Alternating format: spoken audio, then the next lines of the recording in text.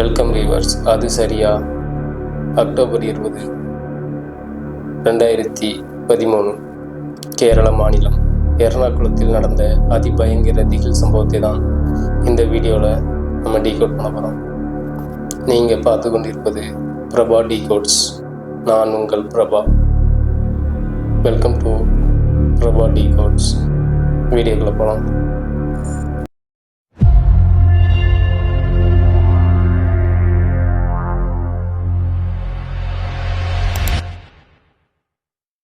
கேரள மாநிலம் எர்ணாகுளம் மாவட்டத்தில் பெரம்பாவூரில் ஸ்டீஃபன் ராஜ், இவங்க ஒய்ஃப் அல்போன்சா, இவங்களுக்கு ஒரே ஒரு மகள் ஆர்த்தி, மெடிக்கல் ஸ்டூடெண்ட். டாக்டர், இவங்க அப்பா டாக்டர், மகள் மெடிக்கல் ஸ்டூடெண்ட். இவங்களுடைய லைஃப் நல்லா ஹாப்பியாக ஜாலியாக போயிட்டு இருந்துச்சு 2013 முன்னாடி வரைக்கும். 2013 அப்புறம் அப்படி என்ன ஆச்சு அப்படிங்கிறதான் இந்த வீடியோவில் நம்ம பார்க்க போகிறோம். ஹெட்செட் போடாதவங்க ஹெட்செட் போட்டு கேட்டிங்கன்னா உங்களுக்கு ஒரு நல்ல ஹாரர் எக்ஸ்பீரியன்ஸ் கிடைக்கும். இவங்க ரொம்ப நாளாக வாடகை வீட்டிலேயே வசிச்சுட்டு வந்தாங்க. ஒரு நாள் இவங்க சொந்த வீடு வாங்குறதா முடிவு பண்ணி எர்ணாகுளத்தில் பெரம்பாவூரில் ஒரு சொந்த வீடு வாங்குறாங்க. இவங்க சொந்தமாக வீடு வாங்கிட்டு அந்த வீட்டுக்கு குடி போகிறாங்க. அன்னையிலிருந்து தான் இவங்க லைஃப்பில் நிறைய மாற்றங்கள் ஏற்படுது. அப்படி என்ன ஆச்சு அந்த வீட்டில் அப்படின்னு பார்த்தீங்கன்னா, நீங்கள் நம்ம எல்லாரும் காஞ்சூரிங் படம் பார்த்துருப்போம். Real Conjuring. அந்த காஞ்சூரிங் படத்தில் நடக்கிற மாதிரியே நம்ம லைஃப்பில் நடந்தால் எப்படி இருக்கும்? அப்படி தான் அன்னைக்கு அந்த சம்பவம் நடந்துச்சு. இவங்க வீட்டுக்கு குடி போன அந்த முதல் நாள் நைட்டே மணி அப்போ சரியா ஒரு 11லிருந்து 12 மணி இருக்கும். அப்போ திடீர்னு ஏதோ டோர் திறக்கிற மாதிரி டோர் சவுண்டுகள் கேட்குது. இப்போ ஆர்த்தி தனி ரூம்லையும் அவங்க அப்பா அம்மா 2 பேரும் தனி ரூம்லையும் தூங்கிட்டு இருக்காங்க.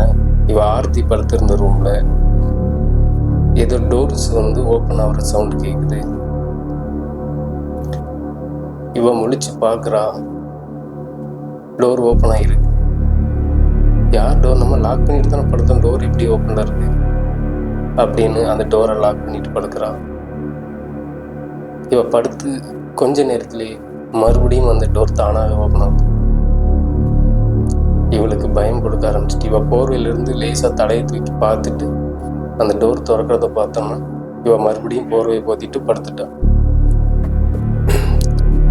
காலையில் எந்திரிச்சு இதை அப்பா அம்மா கிட்ட சொல்கிறான்.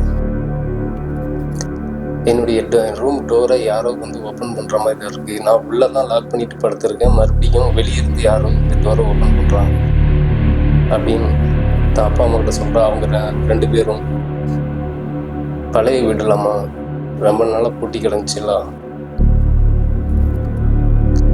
அப்படின்னு சொல்லி, நான் இது கார்பெண்டர் அனுப்புகிறேன், எல்லா டோரையுமே சரி செய்ய சொல்லுவோம் அப்படின்னு சொல்லிட்டு அவர் வேலைக்கு போய் கிளம்பிடுறாரு. மறுபடியும் அடுத்த நாள் நைட்டு இதே மாதிரி ஒரு சம்பவம் நடக்குது. அப்போ 2 பேர்கிட்ட படுத்திருந்த ரூம்ல இருந்தும் அந்த டோர் இதே மாதிரி ஓப்பன் ஆகுது. அப்போ பயத்தில் எல்லாரும் இவங்க 3 பேருமே அலறி அடித்து வெளியே ஓடி ஒரு டார்ச் அடித்து தேடுறாங்க. ஏதோ ஒரு உருவம் போன மாதிரி இருக்கு அப்படின்னு சொல்லி. அதுக்கப்புறம் இவங்க டார்ச் அடித்து தேடி இது பண்ணி இவங்களுக்கு எந்த உருவமும் இதாகலை. தேடி விடிய பார்க்குறாங்க, ஒன்றும். மறுபடியும் எல்லாரும் 3 பேரும் ஒரே ரூமில் தூங்கிடுறாங்க. காலையில் எந்திரிச்சு அக்கம் பக்கத்தில் விசாரிக்கிறாங்க. அப்போ சொல்கிறாங்க, ரொம்ப நாளாக பூட்டி கிடந்த வீடு, அதனால் ஏதாவது உங்களுக்கு நைட்டு ஆந்தைகள் ஏதாவது பறவைகள் பறக்கிறது உங்களுக்கு அப்படி இதாக இருந்திருக்கும் அப்படின்னு சொல்கிறாங்க.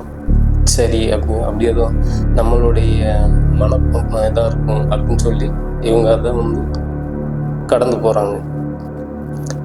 மறுபடியும் அடுத்த நாள் நைட்டு இதே மாதிரி தான். எல்லா ஜன்னல்களும்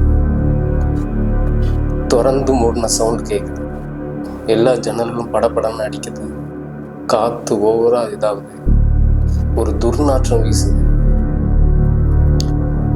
கரெக்டாக அந்த 11லேருந்து 12 மணிக்குள்ள இந்த மாதிரி சம்பவங்கள் நடக்குது. அப்போ இவங்களுடைய மேல் ஸ்லாப் ஆர்த்தி படுத்திருந்த அந்த மேல் ஸ்லாப்ல ஏதோ ஒரு கருப்பு உருவம் உட்கார்ந்து இருக்கிற மாதிரி ஆர்த்தி பார்க்குறாரு. ஆர்த்தி பார்த்துட்டு அம்மா அப்பான்னு சொல்லி கத்தி, இவங்களுடைய கத்துற சவுண்டு கேட்டு பக்கத்து ரூம்ல இருந்து அவங்க 2 பேரும் என்னாச்சு ஏதாச்சுன்னு சொல்லி இங்கே ஓடி வராங்க. அங்கே மேலே ஏதோ இருக்குது அப்படின்னு சொன்னா இவங்க மேலே பார்க்குறாங்க. அங்கே மேலே வந்து அங்கே எதுவும் இல்லை அப்படின்னு, இல்லை அங்கே ஒரு உருவம் இருந்துச்சு அப்படின்னு. இல்லை நீ அதே ஞாபகத்தில் இருக்கிறதுனால உனக்கு அப்படி தெரிஞ்சிருக்குமா, நீ வா எங்கள் ரூமில் வந்து படு அப்படின்னு மறுபடியும் சேர்ந்து எல்லாரும் ஒரே ரூமில் தூங்குறாங்க. அப்போ எந்த பிரச்சனையும் இல்லை. அடுத்த நாள் காலையிலையும் இது இந்த மாதிரி எங்களுடைய வீட்டில் ஏதோ ஒரு அமானுஷ்யமான ஒரு இது இருக்கிற மாதிரி எங்களுக்கு தோணுது. நாங்கள் ஒரு டைமுக்கு 2 டைம் இந்த மாதிரி பார்த்துட்டோம் அப்படின்னு சொல்லி கேட்டோம்.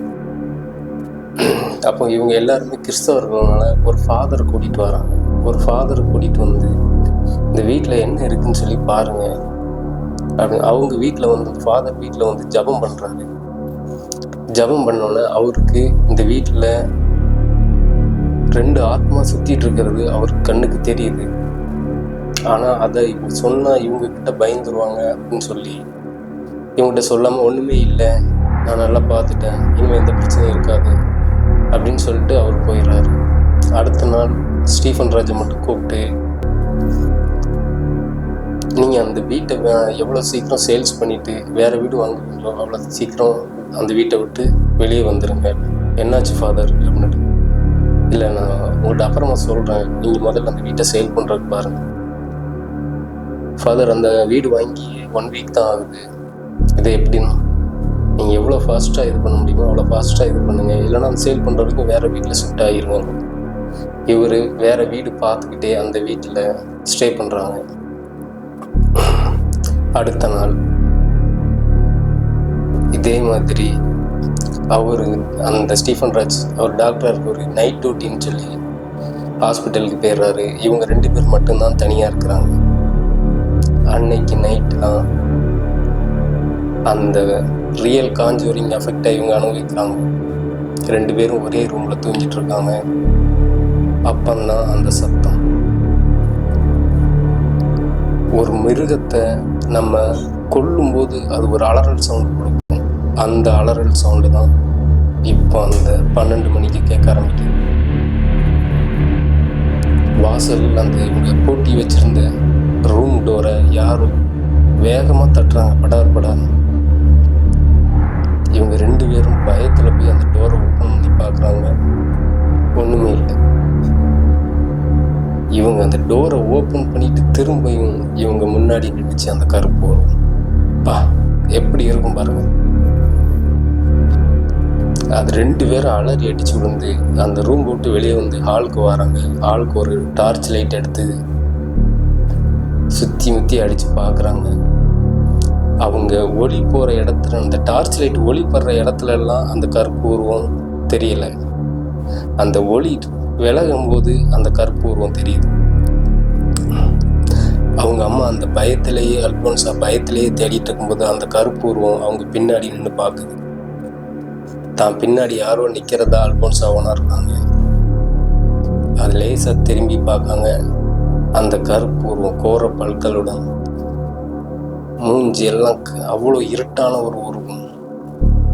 அதை பார்த்தோன்னே பயத்தில் அவங்க கீழே விழுறாங்க. இதை பார்த்த உடனே அவங்க மகள் ஆர்த்தி ஓடி வந்து என்னாச்சுமா அப்படின்னு சொல்லி அவங்க அம்மாவை தூக்கிட்டு திரும்பி பார்க்கா இவ்வளோ அந்த கருப்பு உருவத்தை பார்த்துட்டு அலறாங்க. இது என்னடா இது பண்ணுறது அப்படின்னு சொல்லி நேராக அவங்களுடைய பூஜை அறைக்கு போய் அவங்களுடைய ஜபமாலையை கையில் எடுத்துகிட்டு ஜபம் பண்ண ஆரம்பிக்கிறாங்க. அந்த சாத்தானுடைய உக்கிரம் கொஞ்சம் கொஞ்சமாக குறைய ஆரம்பிக்குது. எப்படியாவது விடியட்டும், விடிஞ்சால் போதும், இந்த வீடும் வேண்டாம், ஒன்றும் வேண்டாம், நம்ம இந்த வீட்டை விட்டு போனால் போதும் அப்படிங்கிற முடிவுக்கு வந்துடுறாங்க. காலையில் அவங்க அப்பா டியூட்டி முடிஞ்சு வீட்டுக்கு வந்தோன்னே அவங்க அப்பா கிட்ட நடந்ததெல்லாம் சொல்கிறாங்க. இனி ஒரு நிமிஷம் கூட இந்த வீட்டில் நம்மளால் இருக்க முடியாது. நீங்கள் நேற்று நைட்டு இல்லை, நாங்கள் உயிர் பொழைச்சதே பெரிய விஷயம் அப்படின்னு சொல்லிட்டு அந்த வீட்டை வாங்கினவங்ககிட்டயே இவங்க வித்துடுறாங்க. நீங்கள் எங்கள் அமௌண்ட்டு திருப்பி தரலன்னா கூட பரவாயில்ல, இந்த வீட்டை நீங்களே வச்சுக்கோங்க, நாங்கள் இந்த வீட்டில் வாழ்கிறதுக்காக தான் இந்த வீட்டுக்கு வந்தோம், உயிரை விடுறதுக்காக இல்லை அப்படின்னு சொன்னதுக்கப்புறம் தான் அந்த வீட்டுக்காரர் சொல்கிறாரு, இந்த வீட்டில் ஏற்கனவே குடும்பத்தோடு இந்த வீட்டில் சூசைட் பண்ணிக்கிட்டாங்க, தீயை வச்சு இறந்துட்டாங்க, அதனுடைய ஆன்மா இருக்குது. நிறைய பேர் சொன்னாங்க, ஆனால் எனக்கு நம்பலை. ஆனால் இப்போ நீங்கள் சொன்னதுக்கப்புறம் தான் எனக்கு தெரியுது அந்த வீட்டில் உண்மையிலேயே ஆன்மா இருக்குது அப்படின்னு. இனி அந்த வீட்டை நான் யாருக்கும் சேல் பண்ணுற மாதிரி இல்லை. அந்த வீட்டை நான் ஒன்று இடிச்சிருவேன், இல்லை அந்த வீடு அப்படியே கிடந்துட்டு போட்டோம் அப்படிங்கிற முடிவு வந்துடுறாங்க. ஸ்டீஃபன் ராஜ், அல்ஃபோன்சா, ஆர்த்தி இவங்க 3 பேரும் வேறு வீடு வாங்கி அதில் சந்தோஷமாக அந்த வாழ்க்கையை தொடங்குறாங்க. Thank you friend. இந்த வீடியோ பிடிச்சிருந்தா ஒரு லைக் பண்ணுங்கள், ஒரு சப்ஸ்கிரைப் பண்ணுங்கள். நீங்கள் பண்ணுற ஒவ்வொரு லைக்கும் ஒவ்வொரு சப்ஸ்கிரைபும் எனக்கு மோட்டிவேட்டாக இருக்கும் அடுத்தடுத்த வீடியோ நான் மேக் பண்ணுறேன். Thank you friends.